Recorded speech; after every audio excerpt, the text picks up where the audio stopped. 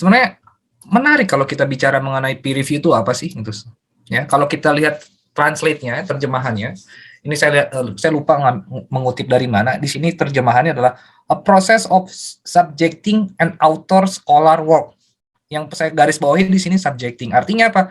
Kita berusaha untuk mengarahkan gitu, semua materi dalam bentuk scholar work, entah itu research, report, ataupun idea, ataupun yang lain gitu ya, untuk diarahkan secara subjektif.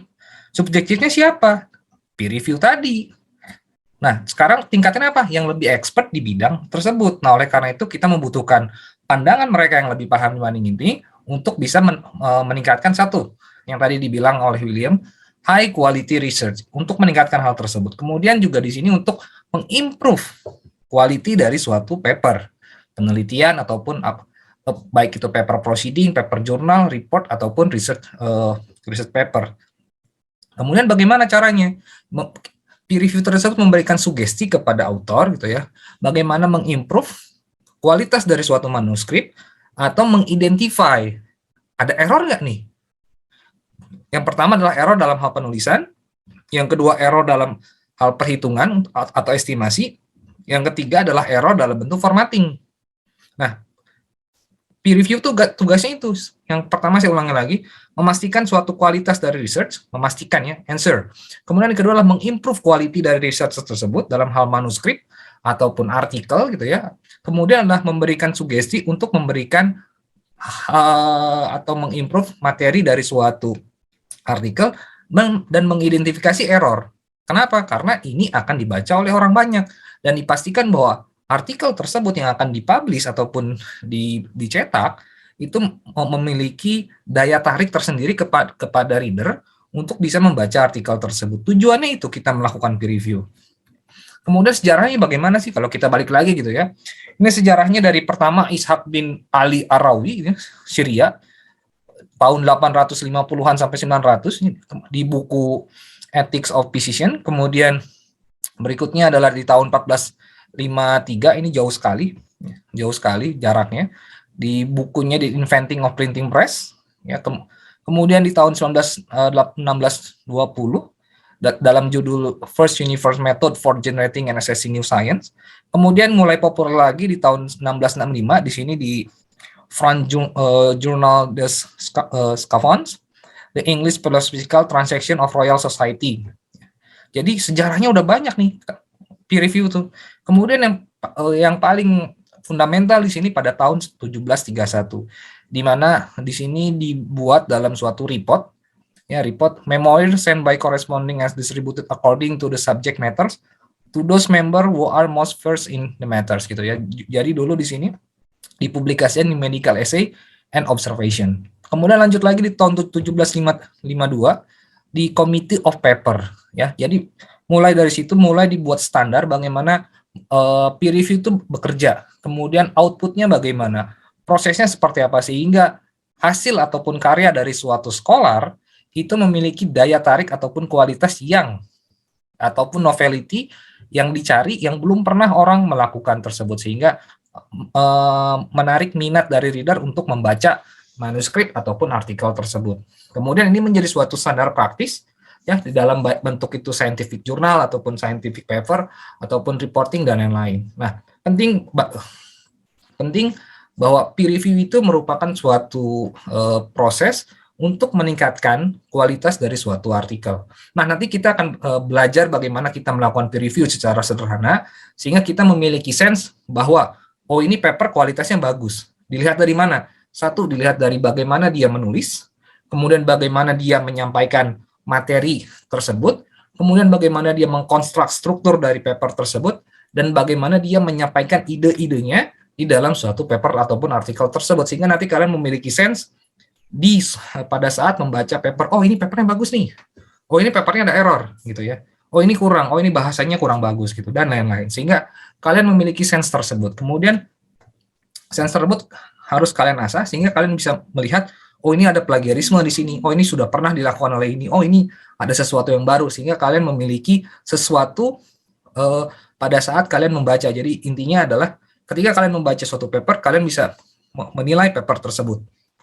Intinya seperti itu. Dan kalian bisa membayangkan ini paper bagus, ini paper yang memiliki novelty dan lain-lain. Seperti itu. Kemudian impact-nya apa sih? Kita melakukan peer review.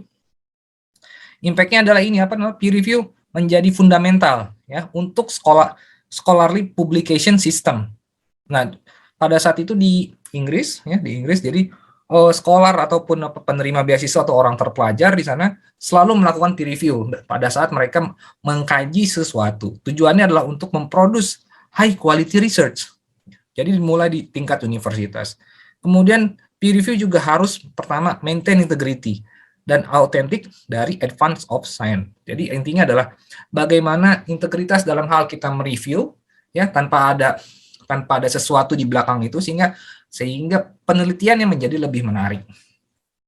Kemudian di sini juga ada suatu organisasi Institute for Scientific Information di mana tugasnya adalah mengconsider jurnal yang telah di peer review. Jadi jurnal-jurnal ataupun proceeding itu harus melakukan proses ataupun melewati proses peer review untuk bisa mendapatkan impact factor. Impact factor itu apa sih? Contoh seperti ini. Ini yang sering kali kita terima dari publikasi IOP Conference Series and Environmental Earth and Environmental Science. Ini adalah satu proceeding di mana dia terindeks oleh Scopus ya. Nah, contohnya bagaimana sih impact factor penilaiannya adalah jumlah dari suatu sitasi per periode dibagi dengan jumlah dokumen ataupun artikel yang dipublikasikan pada periode yang sama. Artinya kalau misalkan saya di sini sitasinya 2000 gitu ya, sitasinya 2000, ada dokumennya 1000, ya udah dibagi aja. Berarti 2 impact factornya itu tinggi. Itu tinggi. Dan bagaimana cara mendapatkan sitasi ini adalah dengan kita melakukan banyak penelitian di mana penelitian tersebut kita mengkaji root-nya seperti apa sehingga di tracing dulu ya. Di tracing dulu paper-paper sudah ada apa saja sih? Kemudian hasilnya seperti apa sehingga ada pembahasan mengenai gap analysis. Nah, dari gap analysis ini bagaimana kita bisa membuat suatu paper di mana mengisi kekosongan tersebut sehingga menghasilkan suatu novelty ataupun karya yang baru ataupun yang lebih baik dari yang sebelumnya. Tujuannya seperti itu. Ya. Nah, ini salah satu bagaimana kita bisa melihat impact factor dari suatu jurnal ataupun proceeding yang terindeks oleh Scopus. Kemudian sekarang pertanyaan siapa yang melakukan peer review tersebut? Nah, peer review tersebut dilakukan oleh expert. Expert di mana dia pakar di bidang tersebut. Maksudnya di bidang yang contoh misalkan Bu Neni itu ya, pasti beliau pakar di bidang geothermal. Lebih spesifik lagi di bidang reservoir, produksi, kemudian manajemen reservoir, kemudian keekonomian dan lain-lain. Nah, itulah merupakan pakar di bidangnya. Nah, itu mengapa kita harus membutuhkan tersebut agar paper yang disubmit kemudian diproses oleh editor, kemudian editor memberikan kepada reviewer, dan reviewer memastikan bahwa ini kualitasnya perlu diimprove. Paper yang berikutnya kualitasnya bagus, sudah tidak perlu lagi diimprove. Tujuannya seperti itu, untuk memastikan bahwa kualitasnya tercapai dengan standar tertentu. Kenapa saya bilang standar di sini? Karena setiap jurnal memiliki tingkatan. Ada jurnal Q4, ya, jurnal Q1, Q2, Q3, Q4, di mana setiap nilai kuartal tersebut itu menunjukkan prestigious dari suatu jurnal. Q1 itu semakin bagus ya. Jadi kalau misalkan kalian memiliki jurnal Q1 itu nanti kalian akan dipandang sebagai scholar yang baik. Dan biasanya kalau paper yang bagus itu gitu ya di prestigious jurnal itu akan mendapatkan citasi yang lebih banyak, kemudian juga sering diundang untuk menjadi pembicara, bahkan diminta oleh profesor gitu ya, profesor untuk dalam tanda kutip, kamu mau nggak jadi mahasiswa saya di sini gitu ya. Nanti saya akan ceritakan ada yang seperti itu. Kemudian juga biasanya suatu jurnal itu harus memiliki pool dari bank reviewer. Kalau saya bilangnya Bapak di sini terjemahannya pool of reviewer. Jadi IGW itu punya pool of reviewer. Jadi manfaatkan pool reviewer tersebut, jalin silaturahmi, kontaknya terus dijaga, sehingga pada saat kita membutuhkan, oh ini papernya misalkan produksi, oh Mas Dimas nih bisa gitu ya. Oh misalkan reservoir, oh ada Bu Neni, ada Pak Topo, ada Mas Ali, seperti itu. Jadi ketika kita memiliki paper gitu ya yang disubmit ke IGW, kemudian kita tahu ini topiknya misalkan tentang tertentu, jadi kita langsung berpikir bahwa ini reviewernya A, B, C. Nah, itulah salah satu manfaat kita memiliki bank of reviewer. Ya, jadi penting. Reviewer dari tahun sebelumnya harus di-maintain. Kontaknya, kemudian tracingnya seperti apa, jadi harus dijaga agar pada saat kita membutuhkan mereka untuk melakukan review, itu menjadi lebih mudah. Kemudian, kenapa sih reviewer mau melakukan review? Meskipun mereka sebenarnya nggak dibayar loh. Kalau di level jurnal, ya, kalau di level jurnal itu mereka tidak dibayar. Tetapi adalah sense mereka sebagai akademik itu muncul. Jadi ada kebanggaan gitu ya, biasanya untuk reviewer untuk melakukan suatu dalam tanda kutip expert untuk melakukan review. Dan biasanya kalau mereka mereka melakukan review, pertama dia tidak dibayar, tapi ada benefit lain.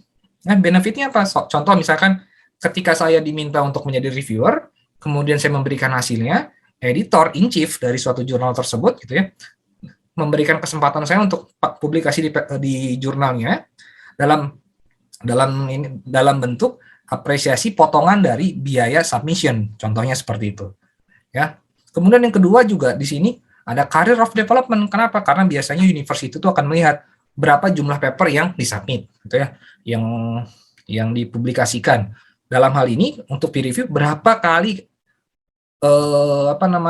peneliti ataupun dosen ataupun lain-lain melakukan review dalam kurun selama setahun. Itu biasanya mereka men-tracing gitu ya, men-tracing. Kalau misalkan di kita sebagai dosen itu sebagai salah satu bentuk untuk meningkatkan angka kredit dosen. Salah satunya seperti itu.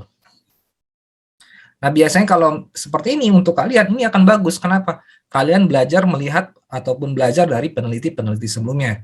Kemudian juga penting bagi kalian pernah melakukan peer review, misalkan proceeding IGW. Nah, itu juga bisa kalian klaim sebagai hasil kalian, gitu ya.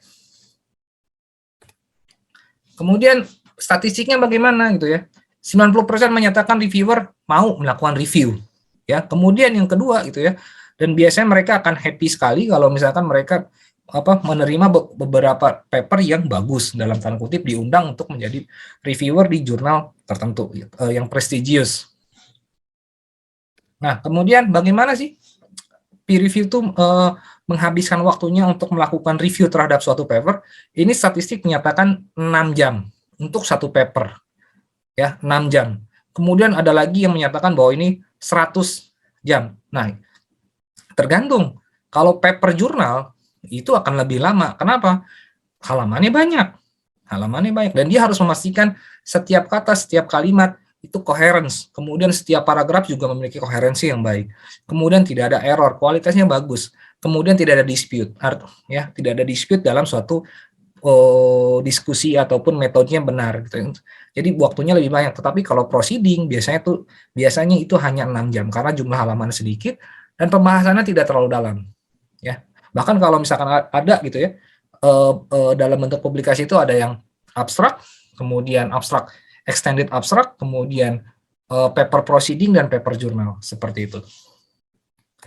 Nah, kemudian bagaimana cara melakukan review? Ini ada beberapa metode yang dilakukan di IGW itu adalah single blind, ya, di mana author tidak mengetahui siapa yang melakukan review.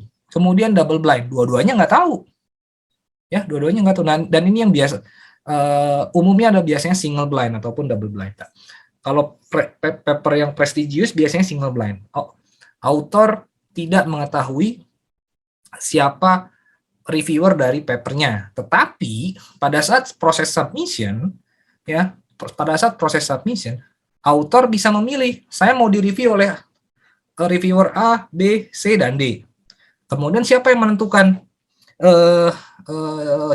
reviewer yang akan melakukan proses review tersebut? Editor in chief. Bisa nggak editor in chief melakukan review? Bisa, bahkan biasanya editor in chief itu lebih galak dalam hal proses reviewnya dibandingkan dengan reviewer. Seperti itu. Dan biasanya single blind. Dan IGW juga single blind. Kemudian juga ada beberapa publikasi yang lain, gitu ya, ada open peer review, kemudian ada transparent peer review, ada kolaboratif, ada post publication. Jadi seperti itu, ya.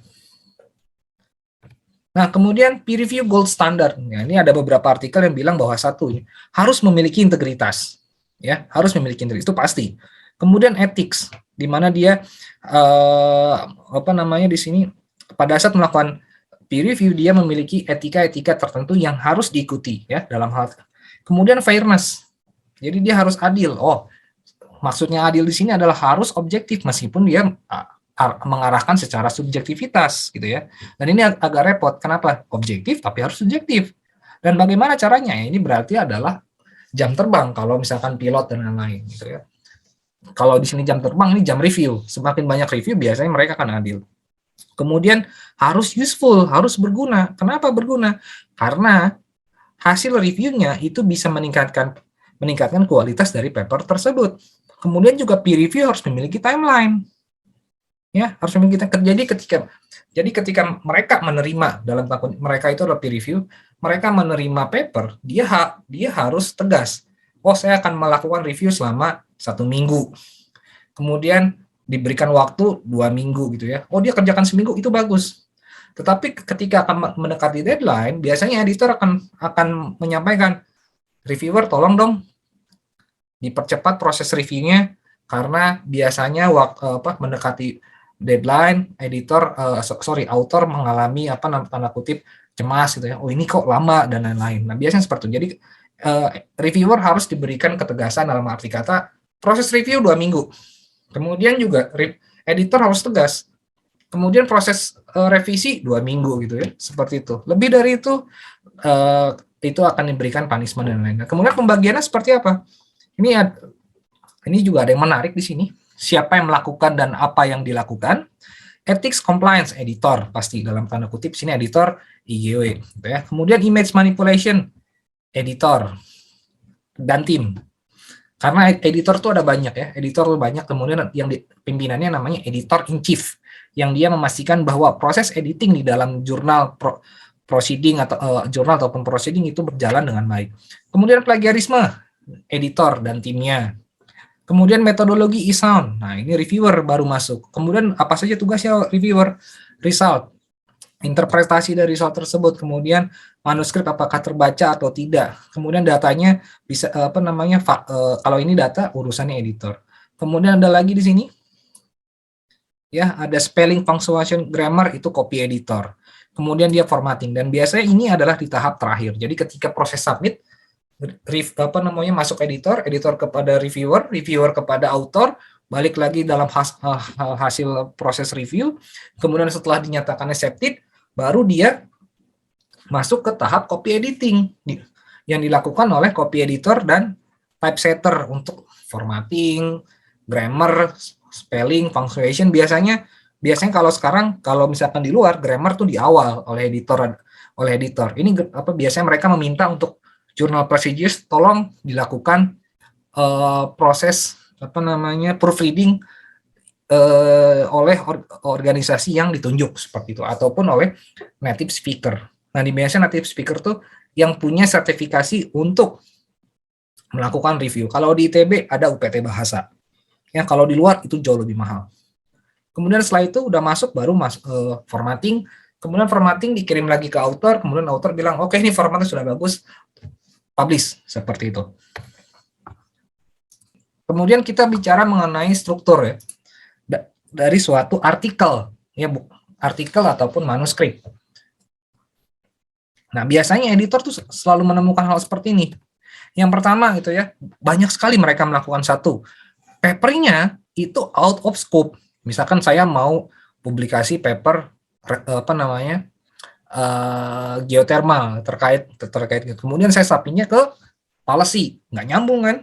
Biasanya yang out of scope seperti itu. Dan gimana caranya kita bisa mengetahui jurnal tersebut scope-nya sesuai dengan apa yang diinginkan author? Kalian cek jurnalnya, kemudian lihat scope-nya seperti apa. Sehingga ini untuk memudahkan editor untuk bisa memastikan bahwa ini papernya sudah related sama jurnal yang saya kelola seperti itu. Kemudian yang kedua adalah kegagalan dalam arti kata menyesuaikan ataupun mematuhi aturan dalam hal formatting. Ya, biasanya suatu jurnal itu sudah punya aturannya. Komponennya harus A, B, C, D. Kemudian bagaimana format citasinya, bagaimana format referensinya, kemudian tampilan gambar dan lain-lain itu sudah jadi standar. Kalau misalkan tidak standar, ya tidak sesuai dengan standar dari jurnal ataupun proceeding tersebut, lakukan saja reject. Jangan ragu, kenapa? Itu akan memudahkan kalian untuk bisa memanage paper-paper yang lain, ya. Kemudian biasanya itu inappropriate yang telah disugesti oleh reviewer. Jadi intinya apa? Oh, reviewer maunya seperti ini. Ternyata author ngeyel, nggak mau melakukan hal seperti itu. Karena apa? Reviewer biasanya lebih paham. Bukan biasanya lebih paham, tapi dia lebih pengalaman, sehingga dia punya kapasitas tertentu untuk menyatakan bahwa oh, ini hasilnya harus arahnya seperti ini. Karena dia punya pengalaman lebih. Dan biasanya seperti ini yang menyebabkan proses reviewnya menjadi banyak, waktunya menjadi panjang, sehingga apa? Proses submission-nya menjadi lebih lama. Biasanya suatu jurnal tuh rata-rata 6 bulan. Bahkan skopnya ada yang 3 bulan sampai 1 tahun. Nah, yang sampai 1 tahun itu, ya ini yang tadi, yang inappropriate, yang telah disugesti, yang disarankan oleh reviewer. Kemudian, inadequate response to reviewer. Jadi reviewer maunya seperti ini, tetap ternyata ditangkap berbeda oleh author dan direvisi tidak sesuai dengan arahan dari reviewer. Dan ini yang selalu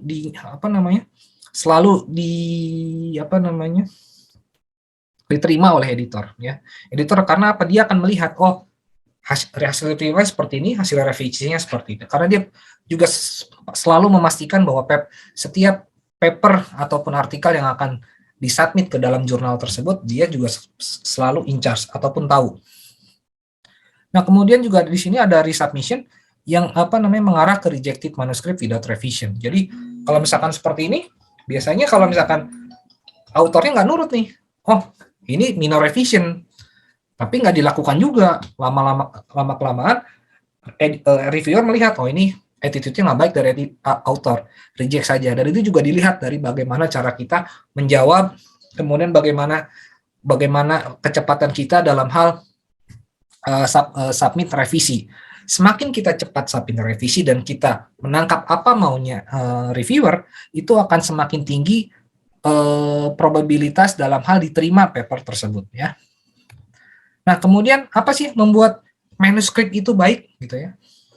Nah, orang bilangnya manuskrip artikel, bedanya apa sih? Kalau manuskrip itu bahasa lama gitu ya, medieval, di mana adalah hasil karya tulisan, ya. Dan ini biasanya first draft atau manuskrip. Tapi biasanya kalau sudah diterbitkan namanya artikel yang ditulis, dicetak gitu ya.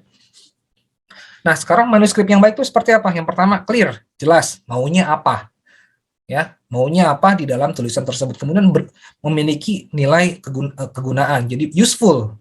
Jadi kalau misalkan artikel tuh satu idenya jelas, kemudian dia useful, maka ini menjadi syarat bahwa oh ini good manuscript. Yang kedua adalah reader can follow the logical manner. Jadi dilihat, oh ternyata logiknya jalan nih. Kenapa jalan? Karena reader bisa membaca dengan lebih baik apa maunya ataupun ide dari penulis tersebut. Kemudian ditulis ataupun diketik sesuai dengan formatnya bagus, rapih dan lain-lain. Itu penting. Dan ini bukan hanya di dalam artikel ataupun manuskrip, tapi di dalam tesis ataupun tugas ataupun review paper. Nah, itu biasanya akan melihat formatnya bagus atau tidak. Kemudian di sini gaya menulis, ini yang penting. Ini orang Sunda biasanya tuh paling sering bilang yang gitu ya. Nah, ini gaya menulis. Jangan kalian anggap bahwa bahasa Indonesia tuh gampang. Ya gampang sih bahasa Indonesia, tapi bahasa Indonesia yang baik dan benar itu sulit. Itu sulit. Karena apa? Karena bahasa Indonesia kita tuh sudah tercemar dengan gaya bahasa yang dalam tanda kutip bahasa gaul. Nah, tapi yang paling mudah itu adalah membuat tulisan dalam bahasa Inggris. Kenapa? Karena bahasa Inggris tuh rigid. Kenapa rigid? Karena dia strukturnya sudah jelas. Oh, ini penulisan yang formatnya seperti ini. Dia punya tenses, dia punya timeline, kemudian artikelnya harus apa saja gitu ya. Kemudian juga strukturnya harus seperti apa. Itu punya, tapi kalau bahasa Indonesia repot. Jadi kalau kalian misalkan membaca karya dari teman, oh itu bisa kelihatan ini bahasanya kok luar biasa. Bahkan ada yang menulis menulis suatu tesis, satu paragraf itu 6 halaman dan belum ada titik gitu ya. Jadi satu paragraf, satu kalimat, dan itu panjangnya 6 halaman gitu ya. Dan itu bukan merupakan gaya bahasa yang baik gitu ya. Gaya bahasa yang baik adalah gaya bahasa yang ketika kita baca cukup satu tarikan napas dan tidak capek. Itu yang paling mudah ya, paling gampang bikin kalimat seperti itu. Cukup satu kalimat pendek dan bisa dibaca dari dibaca dalam satu tarikan napas. Tetapi kalau kita bicara gaya bahasa jurnal itu beda. Ya, jurnal ataupun artikel yang prestigious ya, bilangnya seperti itu. Kenapa? Dia sama seperti lagu. Dia punya intonasi, dia punya panjang pendek. Jadi kapan dia harus pakai bahasa kalimat sederhana, kapan dia harus kalimat kompleks, dan kombinasinya seperti apa. Nah, itu adalah hanya orang-orang yang tertentu saja yang bisa melakukan seperti itu. Kalau kalian pernah baca baca buku Grant gitu ya, Reservoir Engineering, itu pada saat kita membaca untuk struktur bahasanya luar biasa gitu ya, agak sulit untuk kita memahami apa maunya dari Grant, tetapi itu harus dibaca berulang-ulang, dan itu itu bahasa Inggris banget gitu ya. Dan ketika kalian misalkan membaca paper yang diterbitkan oleh Sarmiento, yang biasanya yang dari Filipina, itu gaya bahasanya sederhana, baik dan enak diikuti, dan seperti itu. Dan itu adalah style dalam hal penulis, ya, style. Dan bahkan kalau misalkan saya saja kalau misalkan membuat suatu tulisan gitu ya, biasanya juga akan diganti gaya bahasa saya sesuai dengan apa maunya dari editor, seperti itu, atau apa maunya dari reviewer. Nah, kemudian prosesnya bagaimana? Nih, prosesnya seperti ini. Draft 1 gitu ya, revisi, masih semangat. Draft 2, revisi lagi.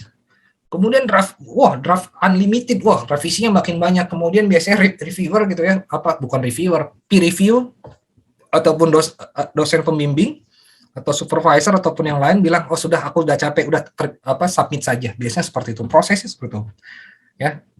Dan ini kenyataan dan sering terjadi di level pada saat kalian melakukan tesis, pada saat kalian ingin melakukan publikasi, ataupun pada saat kalian ingin submission. Ini terjadi gitu ya. Dan ini juga terjadi kepada saya pada saat saya pada saat itu di bawah bimbingan Bu Neni. Dan saya juga melakukan hal sama pada bimbingan saya, agar memastikan bahwa tulisannya memiliki kualitas ataupun gaya bahasa yang baik, ataupun compile dengan format yang ada. Kenapa? Karena pada saat kita melakukan tesis gitu ya, perhatian kita gitu ya, waktu kita, kemudian resources kita akan menuju ke sana. Jadi jangan sampai ketika kalian lulus ya, kemudian kalian membuka 5 tahun gitu ya, 5 tahun setelah tesis kalian tuh jadi, itu kalian akan punya kebanggaan sendiri. Oh, ternyata saya dulu 5 tahun yang lalu bisa membuat tesis yang bagus nih. Kenapa? Tulisannya bagus dan lain-lain. Kemudian misalkan ada kolega kalian baca, oh, tesisnya bagus sekali. Kenapa? Karena saya mudah untuk mengerti tesis tersebut itu. Harapannya seperti itu. Nah, itu dalam hal tesis. Kemudian dalam hal publikasi gitu ya. Wah, saya ternyata bisa nih membuat publikasi di level seperti ini 5 tahun yang lalu gitu ya. Artinya apa? Perlu menjadi suatu kebanggaan kepada kalian pada saat kalian membuat suatu karya penelitian, kemudian mempublikasikan karya penelitian tersebut. Kenapa? Ketika itu sudah ada di internet gitu, dan itu dibaca oleh orang banyak, maka orang tersebut akan mulai, ini kesukaan orang Indonesia nih, menilai kemampuan orang tersebut gitu ya. Wah, ini bagus nih papernya, ini orang hebat banget nih, seperti itu. Jadi ada kebanggaan buat kalian. Ya, selain kalian posting kemudian dilihat banyak orang, tapi ini dalam hal scholar, ya, dalam hal karya ilmiah. Nah, kemudian ini saya mengutip nih dari internet, dari Enrique Jardiel Poncela. Dia mengatakan bahwa when something can be read without effort, great effort has gone into its writing. Jadi artinya apa? Kalau misalkan terjemahan bahasa Indonesia-nya adalah, kalau kalian buat tesis, ya, mempublikasikan tesis ataupun tugas akhir ataupun ataupun publikasi, kalau itu gaya bahasanya baik dan mudah dimengerti, paling gampang adalah minta orang lain ataupun misalkan kalian S1, tolong anak SMA baca. Ngerti nggak dia? Kalau dia ngerti, berarti apa yang kalian lakukan adalah baik sekali, gitu ya, baik sekali. Nah, contohnya seperti ini. Ada dosen yang ada dosen pinter, contoh misalkan, tapi dalam hal komunikasinya kurang baik.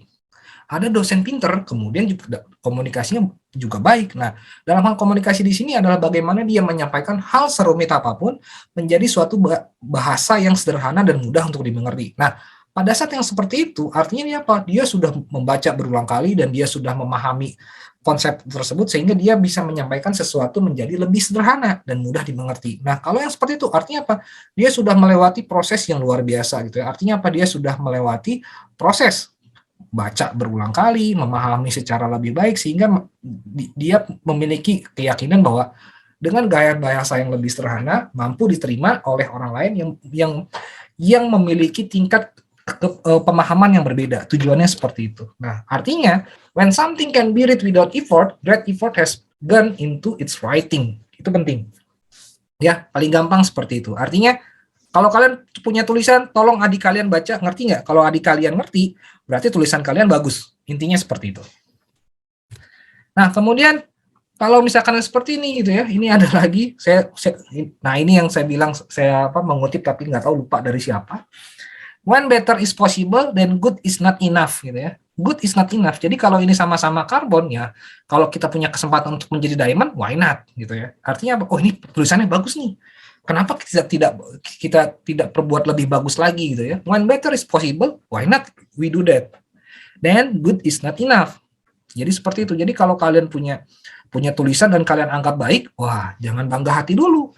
Tolong dong teman kalian minta bantuan, tolong dong tulisan saya dicek bagus nggak gitu ya, mudah dimengerti nggak, contohnya seperti itu ya. Jadi intinya seperti ini kalau misalkan saran saya kepada kalian dalam mengerjakan tesis ataupun membuat publikasi ataupun menjadi peer review, pastikan ketika kalian misalkan punya menulis bab 1 gitu ya, chapter 1 atau bab 1 introduction, tolong dong minta bantuan temannya, hey B, tolong dong B, review tulisan saya ngerti nggak gitu ya. Nah, baru dia, wah ini nggak ngerti tulisannya bagus, oh ini nggak ngerti nggak, seperti itu. Jadi usahakan kalian punya tandem teman untuk bisa melakukan peer review kerjaannya masing-masing. Jadi A dicek oleh B dan B juga dicek oleh A, sehingga untuk memastikan bahwa bahasanya baik. Jangan sampai ketika disubmit ke dosen pembimbingnya langsung bingung. Aku ini stres nge-review kerjaan mahasiswa bergaya tulisannya luar biasa bagus sekali gitu ya dalam tanda kutip. Dan ini kejadian. Biasanya kalau dosen seperti itu biasanya biasa ke asistennya, asisten tolong dong cek gaya bahasanya nggak bagus nih, harus diperbaiki seperti itu. Dan biasanya tapi kalau tulisan yang bagus, dosen pembimbingnya happy nih, review banyak nih, terus kemudian coretannya setiap halaman ada gitu ya. Nah itu yang seperti itu. Jadi pastikan bahwa pembimbing atau dosen ataupun peer review itu membaca manuskrip yang kalian buat itu lebih nyaman bagi mereka. Kenapa? Karena bagaimanapun reviewer ataupun dosen pembimbing akan mengalokasikan waktunya untuk memahami karya kalian. Jadi kalau misalkan seperti itu, pastikan bahwa karya yang akan kalian submit memiliki gaya bahasa, structure, formatting yang baik. Kenapa? Biar moodnya itu baik. Kalau misalkan di awal formatnya sudah nggak bagus, kemudian satu paragraf tulisannya udah kacau, itu moodnya udah buruk. Kalau moodnya udah buruk, udah makin lama revisinya. Seperti itu. Kalau misalkan formatnya udah bagus nih, kemudian tulisannya bagus, kemudian banyak baca, dilihat dari mana, dari jumlah citasi, sehingga bisa dilihat bahwa reviewnya jadi semangat. Nah yang seperti itu karena apa? Itu energi bagi pembimbing untuk bisa melakukan review yang baik, ataupun energi bagi peer review ataupun reviewer seperti itu. Jadi saya sarankan sebelum dikirimkan kepada kepada dosen ataupun kepada peer review untuk submission jurnal, pastikan teman kalian mereview terlebih dahulu untuk memastikan tidak ada error ataupun untuk memastikan gaya bahasanya baik. Kemudian yang dilihat apa sih strukturnya? Nah, ini strukturnya yang kita lihat nih ya. Satu di sini pertama title. Title-nya harus benar nih. Kemudian abstrak, nah ini paling penting, keyword. Kemudian di sini introduction, method, result, discussion, conclusion, acknowledgement, reference, dan supporting material. Nah ini harus ada, minimal ada ya. Title pastilah ya, abstrak pasti itu, keyword juga sama. Kemudian supporting material itu ada biasanya appendix. Kemudian reference, ini penting nih. Jangan anggap reference itu adalah sesuatu yang sederhana. Ini reference itu penting. Karena apa? Dengan banyaknya jumlah reference, kita bisa mengetahui bahwa author memiliki waktu untuk membaca lebih banyak, memahami lebih baik sehingga dilihat dari jumlahnya. Itu yang dilihat seperti itu, ya. Jumlah, kemudian bagaimana dia mensitasi. Ya, banyak misalkan paper ini yang sering lihat tuh sekarang banyak orang Cina yang banyak melakukan publikasi, dan orang Cina biasanya H-index-nya luar biasa tinggi-tinggi. Karena apa? Dia mensitasi rekan-rekan yang meskipun nggak nyambung. Jadi cara sitasinya bla bla bla, penelitian ini sudah pernah dilakukan oleh A, B, C, dan D. Satu kalimat tuh sitasinya banyak sekali, dan itu menurut saya bukan cara yang gentleman, ya. Kemudian, nah ini adalah struktur yang standar yang biasanya di setiap publikasi itu harus ada komponen yang saya sebut ataupun orang lain sebut itu sebagai IMRAD, ya. Introduction, methodology atau methods, result, and discussion. Kemudian in between-nya ada apa aja? Ada abstract, ada study site. Kalau misalkan geoscience pasti ada study site-nya.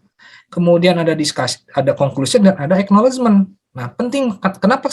Kenapa acknowledgement itu selalu ada? Adalah bentuk penghargaan kita kepada orang lain yang tidak secara langsung berkontribusi dalam hal manuskrip ataupun submission. Contoh misalkan pemberi beasiswa, pemberi dana, itu di acknowledgement. Kemudian yang selalu mendukung dan lain-lain yang tidak in charge dalam penulisan, itu perlu kita acknowledgement. Artinya penting bagi kita menghargai orang lain, gitu ya, orang lain, sehingga sehingga reader bisa melihat, ternyata di balik suatu paper ini yang mendukungnya banyak sekali. Ternyata di fundingnya oleh siapa. Nah, itu adalah kita bisa ditulis di acknowledgement tersebut. Kemudian ada lagi di sini site study, ya. Biasanya ini spesifik untuk yang geoscience ataupun yang fokusnya di lapangan tersebut. Kemudian lapangan tersebut menjadi suatu objek penelitian yang fokusnya misalkan geoscience ataupun engineering, seperti itu. Dan ini adalah komponen utama. Jadi pastikan bahwa ini ada semua: title, abstract, introduction, method, result, discussion, conclusion, acknowledgement, reference. Itu penting. Dan pastikan setiap komponen ini, gitu ya, lebih dari satu paragraf. Bahkan ada misalkan satu komponen ini satu kalimat pendek lagi. Nah, itu kalau bisa jangan sampai terlewat yang seperti itu. Pastikan bahwa setiap chapter di sini ini memiliki panjang paragraf ataupun jumlah paragraf ataupun panjang kalimat yang appropriate. Jadi idealnya seperti apa? Satu paragraf minimal 2 kalimat, gitu ya. Kalau satu komponen seperti ini minimal ada 2 paragraf, ya. Pastikan hal seperti itu terjadi. Ya, jangan sampai satu komponen ini metode ternyata cuma satu kalimat pendek. Kemudian isinya apa? Gambar, flowchart. Nah, itu kalau bisa nggak etis. Chart tersebut kita jelaskan secara lebih detail lagi sehingga reader tanpa melihat chart tersebut bisa membayangkan prosesnya seperti apa untuk yang methods. Kemudian title ini penting. Contoh ini nggak salah juga sih, tapi akan lebih baik misalkan contoh gitu ya. Dalam kita menulis title ini harus teridentifikasi main isunya apa. Kemudian harus concise, kemudian harus akurat, tidak ambigu gitu ya. Kemudian ada spesifik, ada complete, kemudian professional language-nya harus ada. Kemudian attract reader. Contoh misalkan ada satu gitu ya. Contoh menarik kemarin itu ya, dia buat title gitu ya, update status di LinkedIn gitu ya. Dia bilang bahwa assistant lecturer at geothermal engineering. Anaknya satu tuh. Geothermal engineering kan orang berpikir bahwa ini geothermal master program nih, karena ada ITB-nya di situ di belakangnya.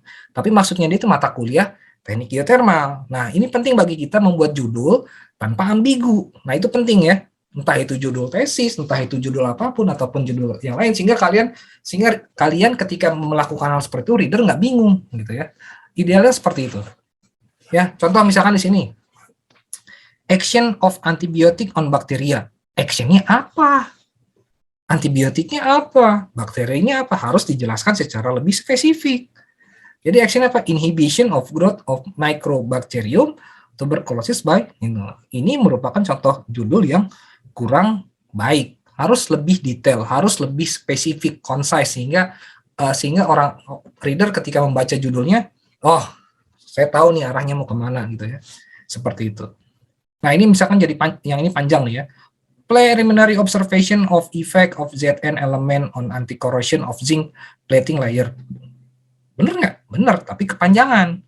Kenapa nggak dibuat gini aja? Effect of JN on anti-corrosion of zinc plating layer. Sederhana, pendek. Saya pernah dulu buat jurnal, submission jurnal panjang judulnya, ya panjang. Kemudian sama editornya, editor bilang, ini judulnya kurang menarik, diganti saja seperti ini gitu ya. Pas saya pikir, wah lebih menarik nih judulnya, saya pakai saja. Kenapa? Biasanya orang akan, editor ataupun reviewer, biasanya dia akan memiliki insight lebih baik dibanding author, sehingga biasanya punya kepentingan mereka untuk bisa meningkatkan jumlah citasinya, dan biasanya mereka akan membuat judul yang lebih apa ya, yang lebih menarik lah, yang lebih provokatif. Intinya seperti itu. Jadi apa namanya, akan menarik minat dari reader. Kemudian keyword ini penting. Kenapa keyword? Karena biasanya suatu jurnal akan memiliki indexing pada saat akan mencari jurnal tersebut. Nah, jumlahnya berapa? Jumlahnya maksimum 6, biasanya seperti itu. Dan kalau bisa 6-nya dipakai gitu ya. Jangan sampai misalkan kalian punya keyword cuma 4, 2 lagi pakai dong gitu ya. Nah, misalkan natural state of geothermal field liquid dominated. Nah, biasanya apa? Ada natural state, kemudian ada modeling, ada simulation, pakai saja sebanyak mungkin. Toh batasnya 6. Ya, gunakan. Jadi keyword itu adalah labeling pada saat kita akan mencari di internet ataupun di jurnal tertentu untuk mempermudah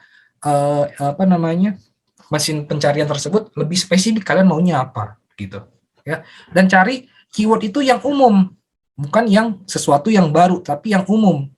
Biasanya itu nama lapangan, nama metode gitu ya, ataupun lebih spesifik lagi yang lain seperti itu ya.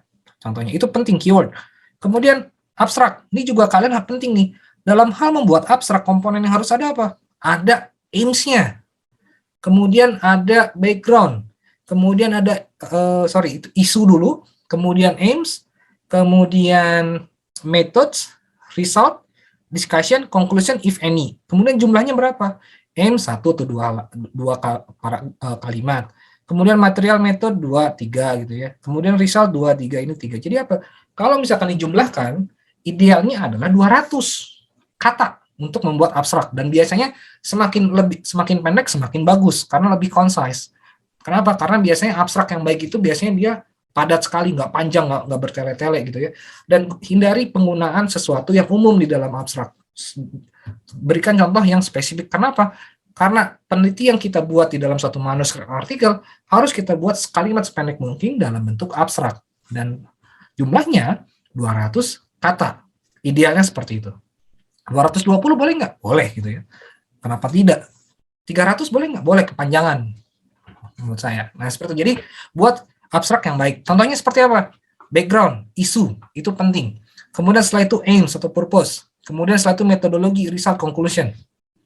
Nah, itu adalah salah satu contoh penulisan komponen abstrak yang baik. Jadi ketika kalian melakukan review, kalian juga harus cek nih, pada saat abstrak nggak ada background atau isu, tolong perbaiki, sampaikan kepada author.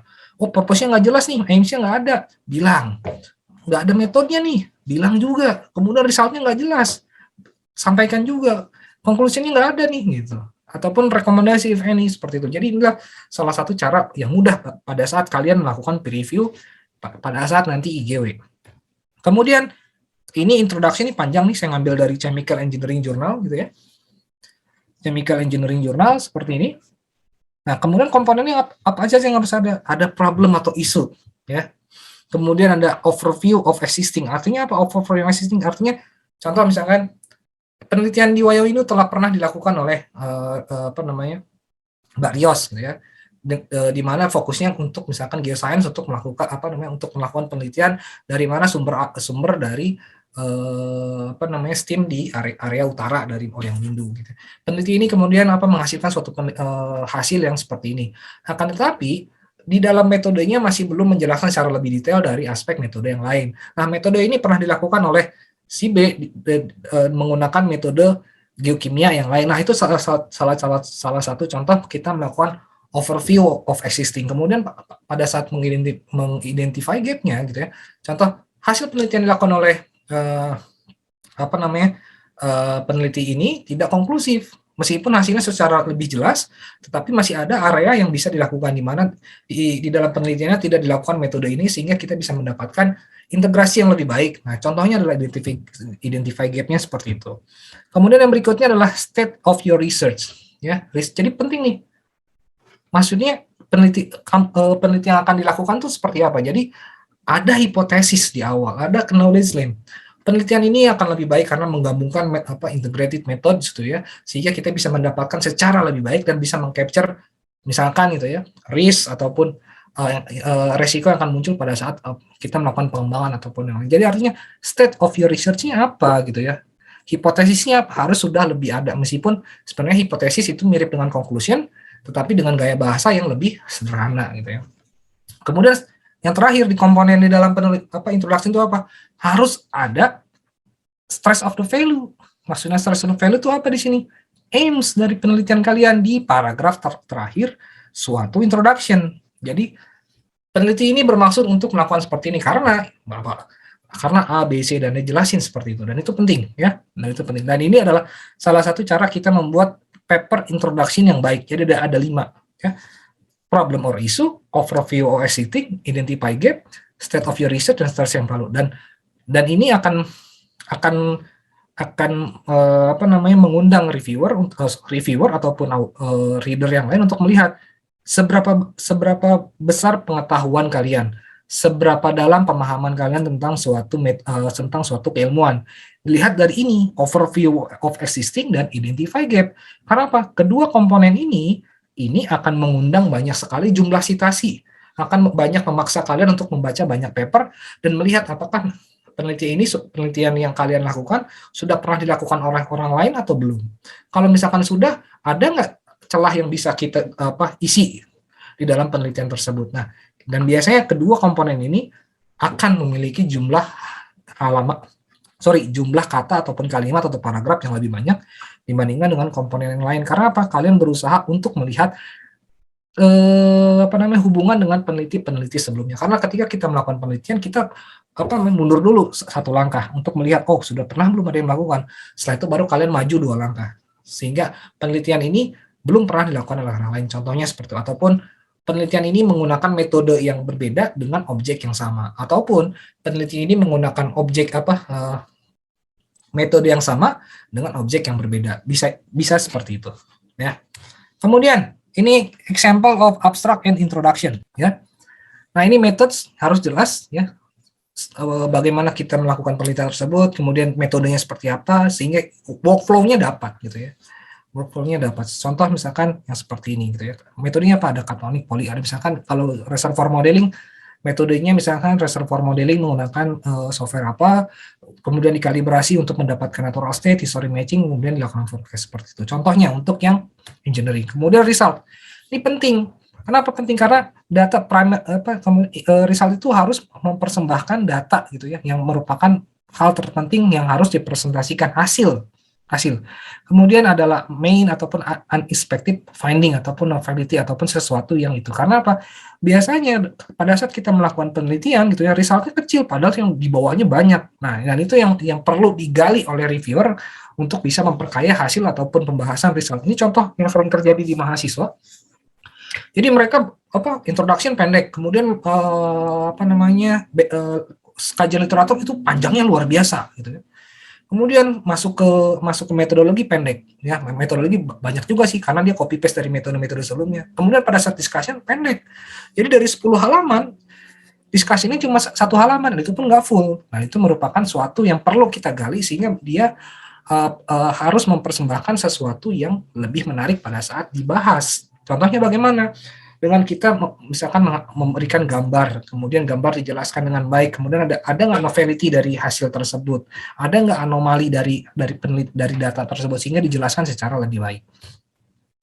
Nah, kemudian secara result ini penting ya, penting. Pada saat kita result seperti ini kelakuan orang Indonesia nih, termasuk saya juga yang sering kebiasaan. Jadi pada saat kita memberikan gambar, captionnya pendek cuma gambar gitu, gambar 3D dari model ini.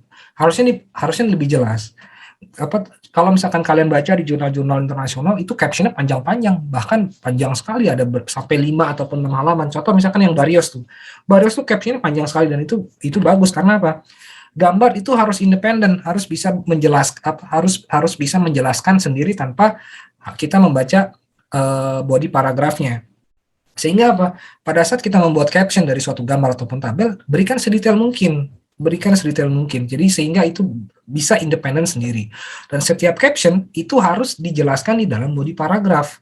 Lebih detail lagi, di mana dia tidak mengcapture dari caption tersebut, seperti itu. Ya, boleh nggak gambar berwarna? Boleh banget. Apalagi sekarang yang sudah digital, itu gambar tuh berwarna tuh menjadi sesuatu yang wajib, ya, nggak hitam putih. Kemudian contoh, wah ini yang panjang nih, oh ini kita buat tabel saja gitu ya. Ini ngapa redundant nih seperti ini. Orang reviewer udah malas baca seperti ini. Kemudian yang di sini, oh ini pendek sekali. Buat dong suatu paragraf seperti itu. Jadi ini butuh tabel, hilangkan keterangan tulisannya. Yang ini butuh body paragraf, nggak usah pakai tabel karena pendek gitu ya. Ini sama temperatur 24 jumlahnya sama. Kenapa nggak dibuat suatu paragraf pendek saja gitu. Nah, itu salah satu bentuk penyajian. Dan ini menjadi concern kalian untuk belajar melakukan review. Kemudian discussion, harus melakukan interpretasi result yang detail. Kemudian membandingkan hasilnya. Contoh misalkan, lapangan ini ketika diproduksikan sudah mengalami superheat, dan fenomena ini sudah terjadi di lapangan yang lain yang memiliki karakteristik yang sama, di mana metode seperti ini mengakibatkan bla bla bla, dan ini sejalan dengan hasil dari penelitian yang kami lakukan. Oleh karena itu gitu ya, kami memberikan sugesti dan lain-lain. Nah, itu harus seperti itu. Jadi artinya kalian membandingkan hasil kalian dengan peneliti sebelumnya di lapangan yang lain atau menggunakan metode dari yang berbeda, gitu ya.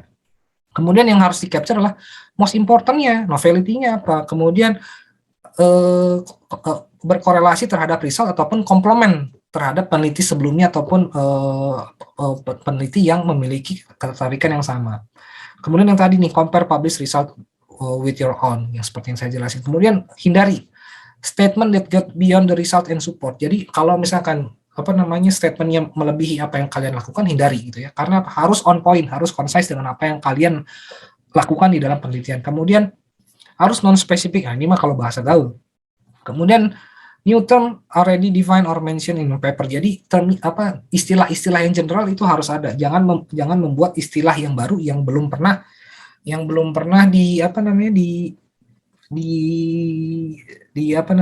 diterbitkan di paper yang lain. Contoh, saya pernah melakukan seperti ini gitu ya. Sebenarnya saya ingin membuat sumur sintetik. Saya tulis saja dummy well. Reviewer langsung bilang, dummy well apa gitu ya. Saya jelasin dummy well seperti. Kemudian dia bilang, jangan gunakan dummy well, gunakan saja istilah sintetik well gitu ya. Seperti itu. Jadi memang kadang reviewer tuh akan bertanya, ini maksudnya apa gitu ya. Dan hindari penggunaan seperti itu. Saya pernah yang seperti itu kejadian, dan itu dihindari, direkomendasikan oleh reviewer, jangan menulis hal seperti itu. Nah, kemudian conclusion. Ya, conclusion ada yang bentuk paragraf, ada yang bentuk bullet gitu ya. Bullet seperti ini, dan ada yang bentuknya kombinasi. Terserah formatnya seperti apa, dan itu harus seragam. Itu pastikan harus seragam di dalam IGW gitu ya. IGW itu ada yang pakai bullet, ada yang pakai numbering gitu ya, ada yang pakai paragraf. Itu harus pastikan harus seragam. Kemudian di sini conclusion explain to how you work as fun gitu. Jadi saya merangkum dari diskusi, bukan merangkum dari suri literatur seperti itu. Jadi conclusion itu harus concise. Pertama dia harus explain your work, kemudian do not repeat result of or the abstract. Jadi itu berbeda. Kalau abstract itu secara keseluruhan dari artikel tersebut, tapi kalau conclusion adalah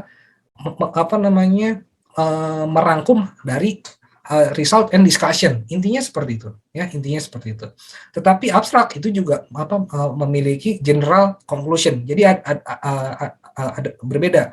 Di abstrak ada general conclusion itu spesifik isinya gitu ya. Dari penelitian kalian lebih detail lagi seperti itu. Jadi kemudian di dalam suatu abstrak juga ada aims. Di introduction ada aims. Kalau di introduction general aims, di abstrak general aims, di introduction spesifik ya, spesifik dari aims tersebut, lebih detail.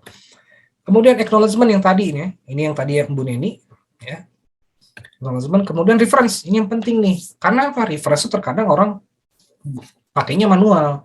Nah, Di sini dibilang do not include too many reference, tapi sekarang reference sudah banyak sekali. Bahkan ada yang sampai satu paper review itu bisa sampai 300 ya. Kemudian satu jurnal itu yang biasanya sudah umum itu ya, sudah established metodenya, biasanya itu minimal tuh 200 citasi.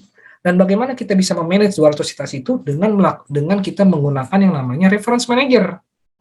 Nah, reference manager ini kita bisa gunakan, contohnya ada Mendeley, ada Zotero, ada EndNote, ataupun ada yang dari Microsoft Word.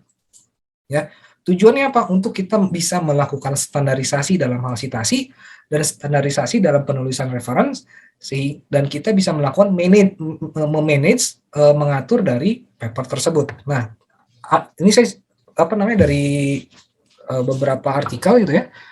Ini Zotero, Mendeley, EndNote, gitu ya. Licensing premium, wah ini bayar, gitu ya. Free cloud space 200, 2 giga, ini membuat saya nyaman. EndNote, free cloud space-nya tapi dia itunya luar biasa. Cost-nya mahal. Kalau Mendeley gratis. Easy to use, very easy nih easy. Work plugin, nah ini yang paling penting, ada work plugin. Ya, jadi artinya apa? Bisa di-plug ke dalam Word-nya sebagai add-in. Chrome extension ataupun search engine itu, kemudian inbuilt PDF, yes. Note taking, very good. Nah, biasanya Zotero good. Kemudian collaboration. Saya pilihnya Mendeley, bukan saya di endorse oleh Mendeley, tapi Mendeley menurut saya dia bekerja sama dengan Elsevier, ITB juga subscribe Elsevier, jadi akan lebih mudah bagi saya menggunakan Mendeley. Karena apa? Mendeley akan memberikan report kepada saya setiap minggu untuk memberikan paper yang baru. Heru, ini ada paper yang baru nih yang belum pernah kamu baca. Papernya 1, 2, 3, 4. Kamu tertarik gak? Gitu ya.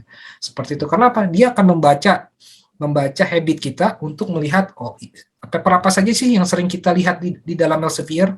Kemudian paper apa saja yang sering kita download, itu artikel seperti apa, dan itu AI-nya berusaha untuk memberikan sugesti ataupun kepada kita ataupun rekomendasi untuk melihat, oh ini paper yang kamu lewati nih, ini paper bagus, tolong dong dibaca gitu. Karena itu adalah biasanya secara tidak langsung adalah promosi untuk paper-paper yang lain untuk di-download seperti itu ya. Nah, itulah salah satu keuntungan kita Mendeley. Kalau Zotero keuntungan yang lain, tapi saya lebih prefer menggunakan Mendeley karena dia bekerja sama dengan Elsevier. Tapi kalau lebih baik lagi, EndNote tapi bayar, mahal. Saya pengennya EndNote sih, tapi mahal ya. Dan ini 115, belum lagi kalau misalkan dia tiap tahun tuh berubah, ada X9, X10, nah itu tetap bayar lagi, ternyata ada tambahan cost, dan itu tidak nyaman buat saya. Tapi kalau sudah ada, EndNote tuh bisa menjadi bank referensi. Nah, ini contoh penggunaannya. Kalau kita bicara mengenai reference yang standar itu apa sih? Ada beberapa jenis yang paling standar ataupun yang sering digunakan atau menjadi root dari reference tersebut. Ada yang namanya American Psychological Association, kemudian ada Chicago, kemudian ada Modern Language Association atau MLA. Ini yang menjadi cikal bakal dari referensi turunan yang lain, gitu ya. Turunan yang lain. Kemudian ada contoh ini lagi, ada IOP. Ya, seperti ini. Kemudian ada Institut Teknologi Bandung. Nah, kita lihat nih, ya. Contohnya seperti ini ya. American Physical nih, dia tipikalnya nama belakang, kemudian nama depan, kemudian koma, bla bla bla, ini N, ya, ini N. Kalau apa? Kemudian yang lain tahun 2021, judulnya, kemudian jurnalnya, kemudian di sini ada edisinya, volume, kemudian ini ini edition, ini volume, kemudian ini nomor series di papernya, kemudian ada DOI, Document of Indexing. Jadi kalian sebenarnya tinggal copy ini saja, kemudian paste di internet, dia akan langsung ke dalam paper tersebut. Kemudian Chicago bentuknya seperti ini, lihat bedanya seperti apa. Kemudian ini ITB, ya, IOP seperti ini bentuknya. Kemudian ITB nih. Jadi kalian daripada manual sendiri untuk membuat reference, gunakan saja format ITB yang ada di Mendeley. Ini semuanya saya ambil dari Mendeley, ya. Yang umumnya seperti apa? Biasanya yang umum digunakan adalah American Psychological Association, Chicago, sama Modern Language Association, MLA, seperti itu. Nah, kemudian ini penting pada saat kita membuat suatu penelitian, itu bentuknya past tense. Karena apa? Sudah pernah dilakukan sudah pernah kita lakukan. Tapi lebih detail lagi, pada saat kita membuat abstrak, biasanya kita bicaranya past tense. Kemudian kalau misalkan general fact, bicaranya present. Masuk ke introduction, kita bicara present, ya. Kemudian bisa juga present perfect. Masuk metode pasti pas dong, karena pas ini metodenya sudah pernah dilakukan. Kemudian untuk menjelaskan diagram, figure, pakainya present tense. Kemudian result ini pas. Kemudian untuk pokoknya intinya kalau dia tabel figure pakainya present. Tapi kalau hasil metode pakainya pas. Kalau introduction present karena kita bisa melakukan penelitian yang saat ini dan saat ini kemudian kita jelaskan gitu ya. General background, general knowledge itu present tense. Kemudian discussion present, conclusion pas. Yang pas itu hanya satu abstrak, kemudian methods, kemudian result, conclusion. Yang general knowledge itu di introduction, kemudian yang finding itu di discussion, itu bentuknya present. Jadi introduction sama discussion itu present. Yang lain bentuknya pas. Kalau kita menjelaskan sesuatu, maka gunakan present tense seperti itu. Kemudian kalau kita menceritakan penelitian sebelumnya, maka gunakan present tense. Seperti itu aja rule-nya. General knowledge pasti kita bicaranya present, dan itu ada di mana? Ada di introduction, discussion. Menjelaskan gambar tabel pakainya present karena kita berusaha untuk mengexplain ataupun menjelaskan secara lebih detail maksud dari gambar tabel tersebut. Ya, intinya seperti itu. Ini yang paling mudah menghafalkan seperti itu. Tetapi kenyataannya ketika menulis juga belepotan, apalagi kalau kita bukan sebagai native speaker. Terkadang saya juga bingung ini ini masuknya apa ya, present atau past, dan itu akan tercapture oleh proofreading untuk ngecek grammar kita ya, grammar kita. Nah, kemudian prosesnya apa saja sih? Oh, ini panjang nih. Pada saat kita mau submit nih dipotong-potong nih, dijegal nih sama yang lain nih. Kemudian di sini kalau misalkan dari perusahaan menggunakan data perusahaan, kadang perusahaannya nggak mengizinkan untuk dipublikasi. Nah, itu ada lagi nih, biasanya terakhir seperti ini ya. Jadi pada saat kita mensubmit, prosesnya panjang. Nah, ini alurnya. Nah, alurnya kalau misalkan dari IGW saya sarannya adalah satu start, kemudian submit paper di abstrak. Abstrak dilihat yang tadi, kalau geothermal accepted ya. Kemudian kalau misalkan kalau bukan geothermal reject. Kalau geothermal accepted, kemudian dicek nih judulnya dari judul. Kemudian ada penulis dari dosennya nggak? Kemudian abstraknya compile nggak komponennya? Kalau sudah accepted, terima. Buat pernyataan bahwa paper tersebut diterima untuk yang IGW, belum sebagai proceeding ataupun IOP. Nah, baru setelah itu masuk ke dalam proses editor, kemudian editor akan assign. Oh, ini papernya tentang geoscience, misalkan ke Bu Nini, Mbak Seba ataupun yang lain gitu ya. Kemudian ini yang engineering production, misalkan Bu Neni, Mas Dimas, dan yang lain. Kemudian setelah itu baru muncul nih review pertama, kemudian lihatnya, oh ini ada potensi, masukin, siapin IOP, siapin untuk proceeding. Setelah itu baru proses review berlangsung ya, untuk review kedua terutama. Nah, ini contohnya yang skematiknya, artikel submission di sini kalau misalkan dicek juga nih di editor pada saat review pertama. Pada saat review pertama full paper sudah masuk, langsung dilakukan plagiarisme checking ataupun indexiclarity menggunakan Turnitin. Kalau tinggi lebih dari 50 reject saja. Tapi kalau misalkan 40 ke bawah, sampaikan kepada editor ini memiliki tingkat indexiclarity yang tinggi, sehingga tolong untuk diperbaiki. Setelah itu proses review, kemudian review comment dan lain-lain, kemudian accepted. Nah, pada saat di accepted, ini harus digarap bersama, karena apa? Kalian harus melakukan yang namanya copy editing. Dicek gambarnya, kemudian dicek formatnya, gitu. Terutama dua itu saja. Tapi kalau bahasa Inggrisnya nggak bagus, kalian tinggal bilang saja, tolong bahasa Inggrisnya diperbaiki. Kalau tidak, kami tidak akan mengizinkan paper Anda diterbitkan di dalam proceeding kami. Gitu aja bilangnya, ya. Baru nanti author akan kebingungan nih, oh ini saya caranya seperti apa. Itu biarkan itu menjadi area atau concernnya dari author, bukan concern area dari editor. Editor bilang saja bahasa Inggrisnya kurang baik, grammarnya kacau gitu ya, tolong diperbaiki ataupun dicek oleh native speaker. Entah itu caranya seperti apa, yang penting compile dengan gaya bahasa Inggris yang baik dan benar, seperti itu.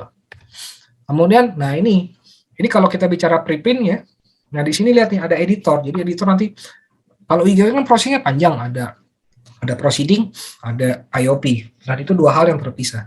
Nah, kenapa panjang? Karena editornya bekerja sendiri, ya. Dan ini perlu dibantu nih. dibantu dengan tim yang banyak ya. Jadi tim reviewer tim reviewer mahasiswa itu akan bertanggung jawab ataupun berkoresponding dengan reviewer dari dosen, sehingga dia bertanggung jawab untuk paper ini. Kemudian setelah compile masalah format, bahasa dan lain-lain masuk ke editor, baru nanti editor akan compile bersama gitu ya, compile bersama editor dan timnya, compile bersama dan memastikan formatnya sudah sesuai dengan standar yang ada, baik itu standar untuk proceeding ataupun standar untuk IOP. Kemudian baru setelah itu publish. Kemudian apa sih yang dilihat dari reviewer? Yang pertama hipotesis, originality, clear progression, well presented. Ininya seperti itu. Yang paling penting adalah sini. Kalau di IGW ya, well presented dulu. Formatnya, tampilannya, kemudian bahasa Inggrisnya itu sudah bagus. Kemudian strukturnya itu sudah tepat. Kalau itu oke, baru nanti mulai masuk ke originality-nya ada nggak? Hipotesisnya oke nggak? Nah, biasanya kalau di levelnya proceeding gitu ya, proceeding bukan presisi jurnal, yang penting ini dulu aja, well presented. Kalau jurnal ini urusan originality, hipotesis, rate progression itu detail sekali. Cukup untuk di dalam level IOP ataupun level proceeding well presented dulu. Karena apa? Ini levelnya proceeding bukan jurnal. Ya. Meskipun IOP itu terindeks di Scopus. Kemudian apa yang perlu kita lakukan sebagai reviewer? Yang pertama, do-nya dulu. Bilang nih bahwa penelitian ini paper Anda terkait dengan misalkan reservoir modeling untuk high temperature geothermal field memiliki suatu hasil yang menarik gitu ya, penelitiannya cukup ini, itu bilang aja, puji dulu, tapi jangan bilang bahwa kalau misalkan butuh minor revisi dan lain-lain, jangan sampaikan kepada editor, biar editor nanti akan menyampaikan kepada reviewer bahwa ternyata ini butuh major revision, minor revision ataupun reject ya. Itu rule yang pertama. Rule kedua adalah detail komentar jelas gitu ya, apa saja yang perlu diperbaiki, apa saja yang perlu untuk di-emphasize ataupun dijelaskan lebih detail, ataupun yang perlu dihilangkan karena tidak sesuai dengan best practice. Itu yang pertama. Yang kedua adalah down-nya. Jangan provide such detail if you recommended that it be rejected gitu ya. Jadi kalau udah reject jangan panjang-panjang, langsung aja reject gitu. Ya, saya tidak suka dengan kalimat ini karena tidak sesuai dengan aturan yang berlaku. Selesai. Kemudian pada saat revisi gitu ya, lihat dulu nih ada signifikan nggak kepada sainsnya gitu ya. Tapi ini untuk yang level jurnal sih, nggak terlalu lebih detail. Kemudian don't recommend a revision if even with change, then the manuscript will not make significant contribution. Seperti contohnya apa? Gambar gitu ya. Gambar. Kalau misalkan gambarnya sudah bagus, ya ngapain lagi dibuat bagus gitu ya. Tapi kalau gambarnya burik gitu ya, resolusinya kecil, kemudian tulisannya kecil, nggak kebaca, kemudian dia blur, nah itu wajib gitu, perlu perbaikan gambar. Kemudian yang berikutnya di sini, do provide specific reference, jadi referensinya harus jelas nih, korelasi nggak dengan penelitian ini, kalau nggak ya nggak usah. Kemudian jangan memberikan dalam tanda kutip komen yang ambigu. Komen yang ambigu tuh misalkan nggak jelas nih maunya kemana reviewer, jadi seakan-akan autornya berangan-angan gitu ya, ini maunya apa sih editor ataupun reviewer, seperti itu. Kemudian apalagi sih yang perlu kita lakukan? Clear ya, yang mau perubahannya seperti apa yang jelas, itu clear maunya reviewer apa. Kemudian jangan memberikan kesempatan kepada author untuk mengira-ngira. Kemudian read manuscript more than once. Jadi ketika kalian mendapatkan paper dan kalian akan melakukan peer review, minimal baca 2 kali. Ya, minimal baca 2 kali. Yang pertama yang paling mudah adalah baca dulu abstrak, kemudian baca abstrak, kemudian baca introduction, kemudian setelah itu methods, gitu ya, kemudian ke discussion. Setelah itu kalau itu oke, itu kalian sudah bisa melihat sendiri, ini papernya bagus gitu ya. Reviewnya kebayang nanti kalian akan melakukan review seperti apa. Kemudian setelah itu baru baca setelah detail, kemudian tulis reviewnya. Kemudian setelah itu ketika kalian sudah menulis reviewnya, baca reviewnya berulang kali gitu ya. Maksudnya bener nggak nih gaya bahasa kita gitu ya. Maksudnya karena gaya bahasa kita tuh akan menentukan maksud yang akan dikira-kira oleh author. Jadi jangan sampai author mengira-ngira ini maksudnya apa gitu ya. Kemudian yang penting lagi, treat author itu sebagai rekan kerja kalian, jangan underestimate meskipun tulisannya nggak bagus gitu ya. Tapi kalau tulisannya nggak bagus, penelitiannya itu lebih baik reject aja. Kenapa? Itu akan membuat capek reviewer ataupun editor. Ini papernya bagus nih, kemudian mau apa papernya nggak bagus, kemudian pengen dimaksakan masuk ke IOP. Ya kemudian harus diperbaiki ini itu, wah itu repot. Udah saja kalau misalkan nggak ada kesempatan masuk IOP, masuk aja proceeding. Kalau di proceeding jelek ya sudah reject aja. Jadi tegas bagi kita untuk bisa memastikan kualitas. Yang terpenting adalah kualitas, bukan masalah bagaimana jumlah papernya sebanyak mungkin. Ya, yang penting adalah kualitas, bukan kuantiti dari suatu publikasi. Seperti itu. Kemudian ini tadi sudah ya seperti itu. Nah ini salah satu contoh gitu ya. Tadi yang contoh ini contoh itu ya. Pada saat saya melakukan review, contohnya nih contoh. Nah ini pada saat review pertama review pertama selesai dilakukan oleh reviewer. Gitu ya. Bentuknya seperti ini. Dan ini adalah ini revisi pertama dari proses review. Nah ini adalah contoh masukin ke Geothermix. Nah kemudian dari sini ini generate by system. Jadi kalau di jurnal internasional dia ada namanya editorial manager gitu ya. Di mana suatu portal bagi kita untuk bisa mengupload data, kemudian mengupload data sesuai dengan item yang diminta oleh editorial management tersebut gitu ya. Nah, ini ketika ini ya, kemudian ada Mas Ali, kemudian ada Boneni, kemudian kita mempropose suggested reviewer gitu ya, ada Sarik Zarub, Helium Kaya, John Sullivan, sama Richie Itoy. Biasanya, umumnya, empat-empatnya mau memberikan review, atau 2, ya, dan ini kebetulan 4, makanya lama gitu. Kok lama banget gitu ya. Review 1, ternyata 4-4-nya mengirimkan review, dan bersedia. Nah, ketika kalian membuat submission untuk jurnal, ini ada yang namanya cover letter, dibilang bahwa we would like to express your appreciation for opportunity to revise and resubmit our manuscript gitu ya. We change the title. Nah, kita ganti juga sesuai dengan arahan dari reviewer gitu ya, karena reviewer ataupun editor punya knowledge yang lebih baik dibandingkan dengan author. Bahkan levelnya Mas Ali ataupun ini kan udah ini aja gitu ya. Ini lebih bagus judulnya gitu ya. Seperti itu. Kemudian juga dibilang bahwa di sini in majority of case we were successfully incorporating the reviewers feedback into our revised manuscript. Dibilang seperti itu. Kemudian sincere author. Ini kemudian ini contohnya nih, review 1 dibilang error. Tadi kan dibilang tujuannya untuk kita melakukan peer review atau mengecek error. Ternyata ditangkap nih sama review 1. Komen gitu ya. Oke, P ini the error message please check article. Kemudian error message figur 2.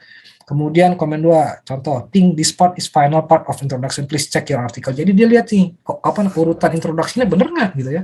Kemudian bilang, oh we modified the final part of it. Kemudian contoh lagi, nilainya beda nih, beda koma gitu ya. Dia bilang nih, ya sudah kita perbaiki, karena dia melihat inkonsistensi. Contoh kemudian explain reason, nah, kemudian jelasin kenapa sih di LHD 27 ada apa sih dengan di sumur tersebut. Karena dia ingin tahu.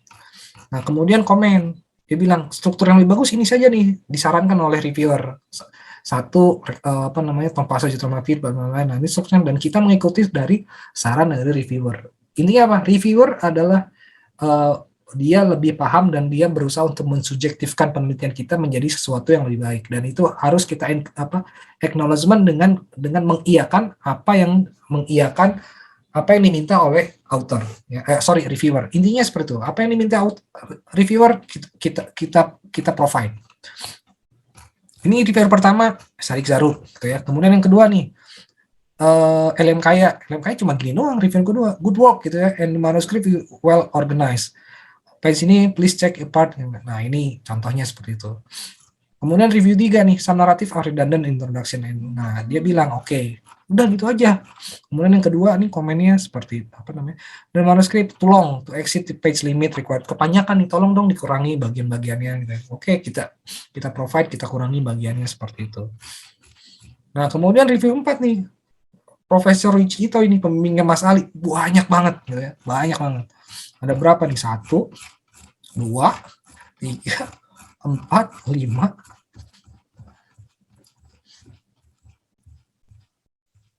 ada 18 gitu ya, ada 18 dan reviewnya juga dia bilang tolong bahasa Inggrisnya diperbaiki gitu ya, minta apa professional proof editor.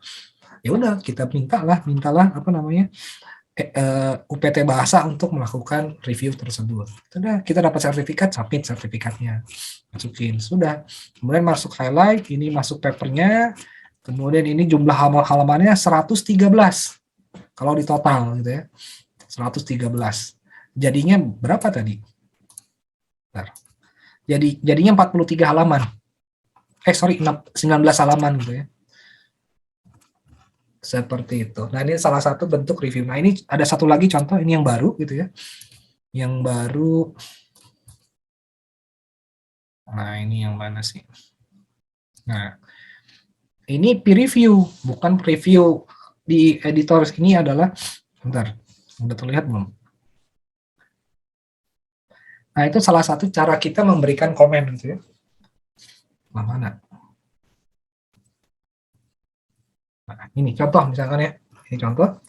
An update numerical model patuha geothermal field for optimization, penulis Ali Asad, Heru Berian, Ruci Itoy, Lutfana Biza, kemudian sama Ruci Itoy ini banyak sekali sama Profet apa Sensei ya. Contoh misalkan saya lihat simple markup, all markup. Jadi sama Sensei diperbaiki gitu ya, dikasih komen, kemudian lihat nih, setiap halaman sama beliau diperbaiki gitu ya, ditambahkan segala macam. Kemudian jumlah pertanyaan ini kalau kita lihat nih, ini ada banyak sekali ya. Kalau saya hitung ada 88 pertanyaan ataupun komen yang harus diadres oleh kita sebelum disubmit ke jurnal seperti itu. Nah, ini adalah salah satu bentuk proses peer review. Karena apa? Saya dan Mas Ali menulis, kemudian Profesor Itoy Sensei bilang, oke ini sudah bagus, cuma perlu diperbaiki lebih. Kemudian Itoy Sensei berkontribusi, lihat banyak sekali yang dia coret. Ya, karena apa? Ada inkonsistensi, kemudian ditangkap juga gitu ya. Contoh inkonsistensi misalkan seperti ini, gitu. Apa namanya? Ini BPD buat apa? Ditanya juga sama beliau, kemudian mana lagi? Nah ini contoh misalkan seperti ini nih. Misalkan saya nulis PPL 02A, ini PPL 2A gitu ya. Mana yang mau yang digunakan? 02A atau 2A? Nah itu juga di komen. Karena konsistensi itu penting. Konsistensi itu penting dan kita berusaha untuk menghilangkan inkonsistensi tersebut. Seperti itu. Untuk pemesanan merchandise teknik geothermal ITB, dapat menghubungi Instagram Geostore atau melalui Shopee dengan akun geothermal ITB_store.